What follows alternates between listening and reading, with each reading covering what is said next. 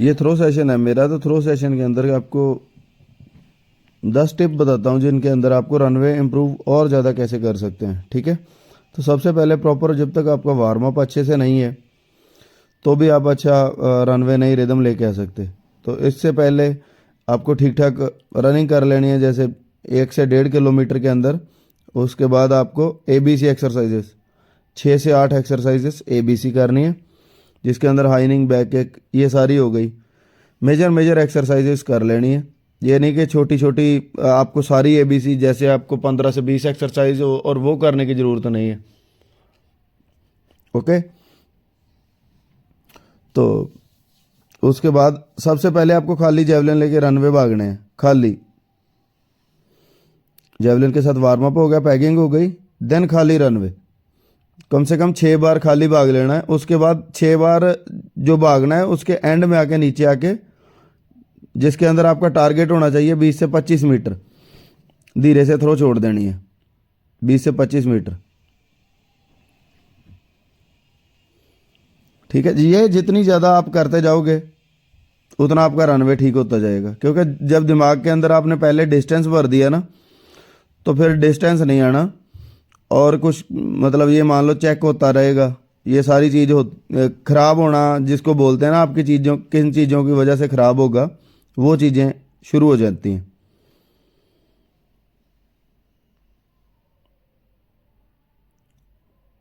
तो ये आप देख सकते हैं इनके अंदर डिस्टेंस नहीं, ज़्यादा से ज़्यादा 30 30 35 40। तो फोकस रनवे के ऊपर है। 6 बार ऐसे भाग लेना, मतलब ऑलमोस्ट आपका जो ओवरऑल हो जाएगा 23 से 24। 23 से 24 का हाफ कर लो, वो आपका चेक मार्क हो जाएगा, क्रॉस ओवर आ जाएगा जहां से स्टार्टिंग की 6, जिनके अंदर आपको डिस्टेंस नहीं देखना। ये नहीं कि आते थ्रो जेवलिन लेके आ गए तो थ्रो लगानी शुरू कर दो।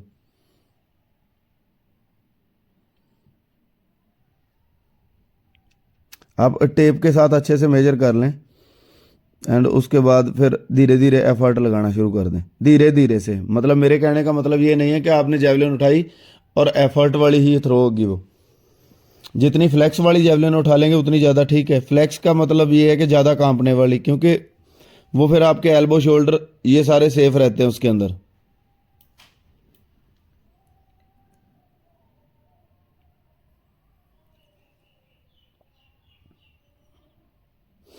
तो ये हो गई 6 मेरी, अगर ओवरऑल हो गई है तो इनके अंदर अब मैं आके थोड़ी थोड़ी स्ट्रेंथ स्टार्ट कर दूंगा, पर मेन फोकस फिर भी अभी भी रनवे के ऊपर है।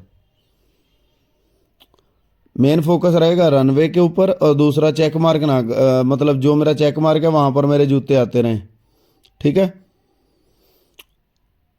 तो मतलब आप जब कमी रनवे के अंदर तो आती है, डिस्टेंस अगर हम तब खराब करते हैं जब हम पूरा पीछे से डिसबैलेंस होके भाग के आते हैं।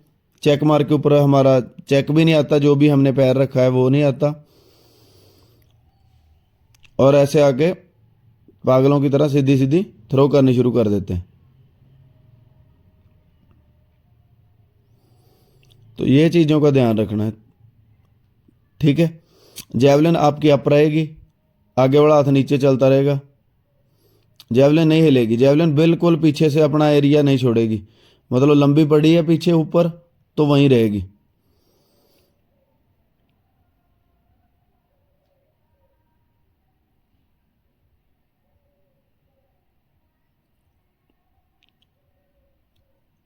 इसके बाद पैर नीचे नीचे देखो, आप चलते जा रहे हैं, पैरों का रुकना नहीं है। पैर रुक गए तो फिर काम खराब हो जाएगा।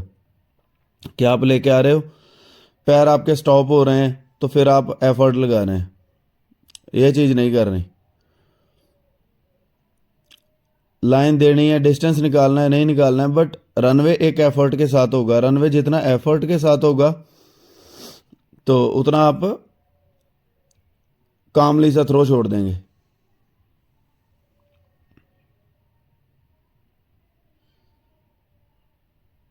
भाई साथ में छोटे बच्चे कर रहे हैं, वो भी इन चीज़ों का ही ध्यान दे रहे हैं। जैसे कि रनवे रनवे आपने देखा होगा, देखो खाली वो रनवे भाग के आएंगे और 30 40 मीटर थ्रो कर देंगे। तो 30-40 मीटर थ्रो छोड़ने का मतलब ये नहीं होता कि आपका सेशन खराब हो रहा है, उसका छोड़ने का मतलब ये है कि आप रनवे के ऊपर ही काम कर रहे हो। तो इम्पोर्टेंट थिंग ये है कि इसके अंदर रनवे, जितना रनवे क्लियर लेके आओगे, आप जब छोड़ने के ऊपर आ जाओगे थ्रो भी छोड़ दोगे। तो मेन पार्ट रनवे, फिर रनवे, क्योंकि हमारा इवेंट ही रनवे वाला है। इसके अंदर अगर आप रनवे के ऊपर फोकस नहीं करते हो तो आप डिस्टेंस भी कभी इंक्रीज नहीं कर सकते हो। बहुत बंदे बोल लेते हैं कि सर मेरी स्टैंडिंग थ्रो इतनी जा रही है तो मेरी कितनी थ्रो जानी चाहिए भाग के। अब भाई स्टैंडिंग के साथ भाग के वाली का कंपेयर नहीं ना किया जा सकता।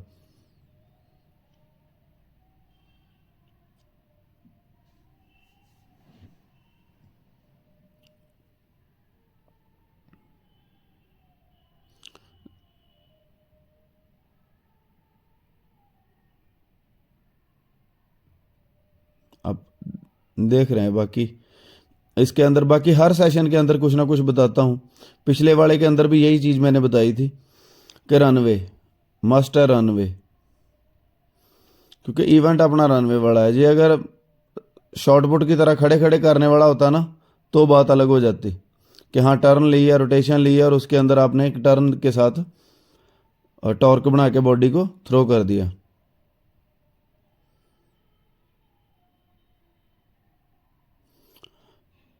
तो जितना अच्छा गुड स्पीड रहेगी पीछे से, उतनी रिदम के साथ आप थ्रो कर पाओगे।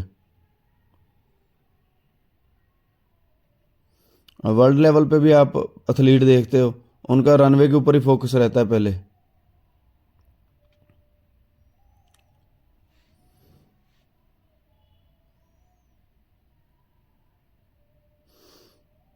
ये हो गए कि और इसके बाद लास्ट इम्पल्स मस्ट जरूरी है। इम्पल्स के अंदर आप कितना एफर्ट लगाते हो,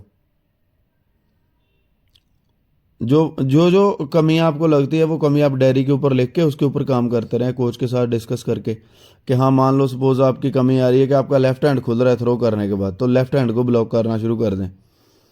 ठीक है, राइट हैंड फोल्ड होता है तो उसको कोशिश करें कि आप ऊपर रखना शुरू कर दें, फोल्ड होना बंद हो जाएगा। ये छोटी छोटी कमियां तो हैं जो आपके वो ठीक स्टेबल होने लग जाएंगी।